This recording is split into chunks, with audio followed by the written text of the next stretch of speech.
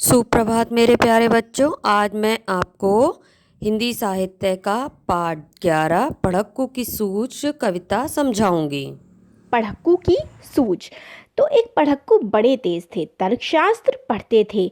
जहाँ न कोई बात वहाँ भी नई बात गढ़ते थे। तो जो पढ़क्कू थे वो बहुत ही तेज थे, या फिर आप कह सकते हैं काफ़ी बुद्धिमान थे। तर्कशास्त्र वो पढ़ा करते थे। तर्कशास्त्र होता है लॉजिकल, मतलब तर्क को आप लॉजिक बोल सकते हैं। तो तर्कशास्त्र आप कह सकते हैं कि जिस चीज़ से आप लोग लॉजिक निकाल सकें, इस तरीके की पढ़ाई वो करा करते थे। और जहाँ कोई बात ना भी हो तब भी वो एक नई ही बात गढ़ दिया करते थे, मतलब नई ही बात बना दिया करते थे। एक रोज़ वे पड़े फिक्र में, समझ नहीं कुछ पाए। बैल घूमता है कोल्हू में, कैसे बिना चलाए।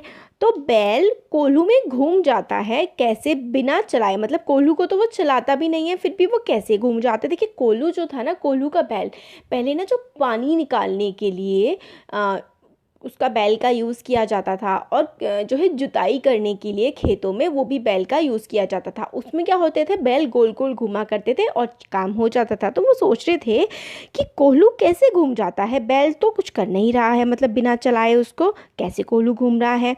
कई दिनों तक रहे सोचते, मालिक बड़ा गजब है।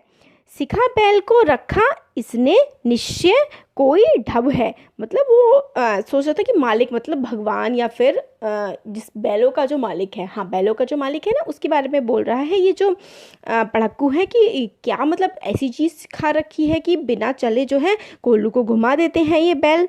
आखिर एक रोज़ मालिक से पूछा उसने ऐसे, अजी बिना देखे लेते तुम जान भेद यह कैसे।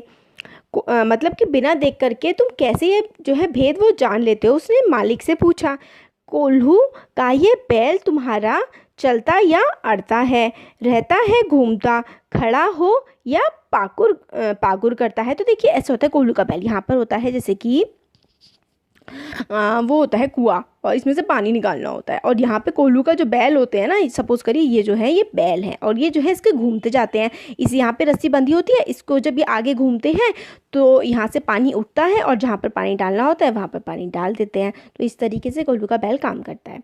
तो ये पूछते हैं कि कोल्हू का यह बैल तुम्हारा चलता या अड़ता है, मतलब चलता है या फिर अड़ जाता है, टकरा जाता है, रहता है घूमता, गोल गोल घूमता रहता है, खड़ा है या पागुर करता है, खड़ा है या फिर मतलब कुछ काम भी करता है।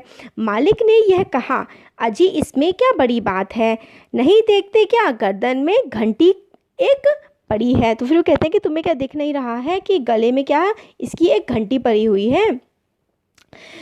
जब तक यह बजती रहती है मैं ना फिक्र करता हूँ, हाँ जब बजती नहीं दौड़कर तनिक पूछ धरता हूँ। तो फिर वो कहते हैं कि ये जो वो था ना पढ़क्कू, ये पूछ रहा था कि किस तरीके से आपको पता लगता है कि बैल जो है वो काम करते रहते हैं, आप तो बैलों की तरफ देखते भी नहीं हैं।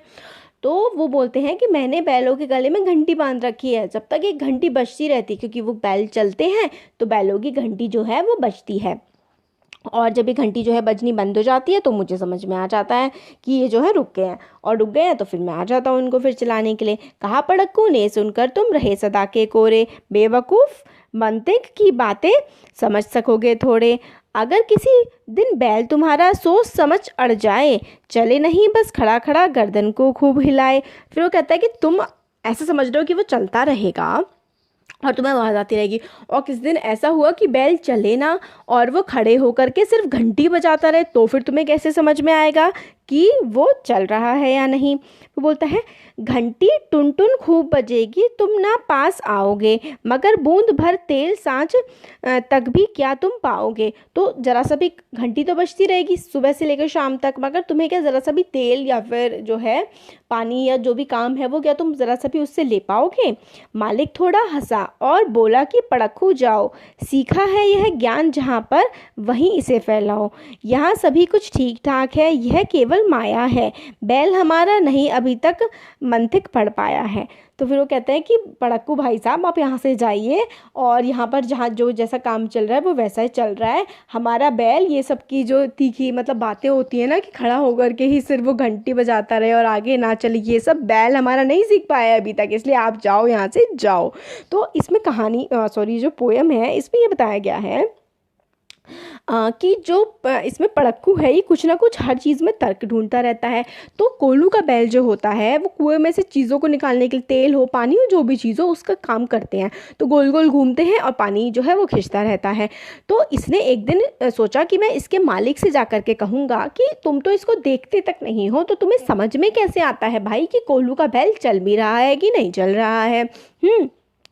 तो फिर वो कहता है, मालिक को तो पता था कि मैंने इसके गले में घंटी बांध रखी है, वो घंटी बजती है तो मेरे को कोई प्रॉब्लम नहीं है। तो आराम से मुझे समझ में आ जाता है कि जो है बैल चल रहा है और पानी निकल रहा है, काम मेरा हो रहा है।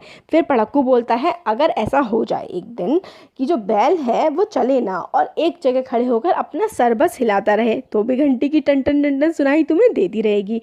तो फिर मालिक जो है बैल का वो बोलता है, पड़क्कू भाई साहब आप जाइए यहाँ से, और मेरे जो बैल है ना उन्होंने आपके जैसा तर्कशास्त्र नहीं पढ़ा है, और मेरे बैल जो है आराम से काम करेंगे। आपने जो पढ़ाई करी है ना उसी जगह पर जाकर इसको फैलाइए और यहाँ बस हमारा जो है दिमाग ना चलाइए।